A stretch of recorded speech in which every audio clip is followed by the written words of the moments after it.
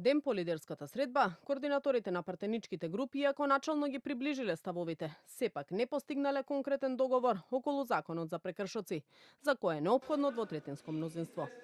Како што брифираат од пратеничката група на ВМРО ДПМН, по правичните позитивни сигнали од ДУИ, сепак законот утре нема да се најде на пленарна седница, бидејќи пратеничката група предводена од интегративците, од каде доаѓале и најголем број забелешки за законот, попладнево побарале дополнителни консултации и гаранции околу нивните барања. На координацијата во собранието, според брифинзите, освен координаторите на пратеничките групи на ВМРО ДПМН, ДУИ, Влени Левица, бил присутен и експерт од МВР. Не присуствувале единствено од пратеничката група на СДСМ. Можно решение деновиве се најавува и за изборот на народен правобранител. Според спикерот Гаши, пратеничките групи биле близу до договори за ова кадровско решение.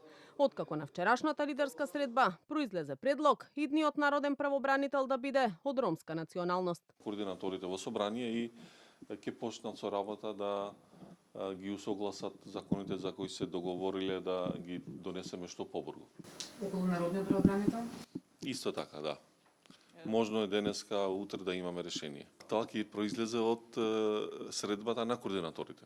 Координациите на ниво на пратенички групи ќе продолжат и во наредните денови, кога се очекува да се дискутира и за другите законски решенија, кои беа тема на вчерашната лидерска средба, изборниот законник и промена на изборниот модел.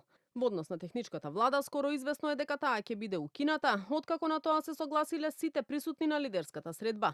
Но најверојатно, тоа ќе се случи од понаредните избори. Од СДСМ пак и денеска повторија дека според нив, без формирање на техничка влада, не постојат услови за фери демократски избори и дека таа мора да остане.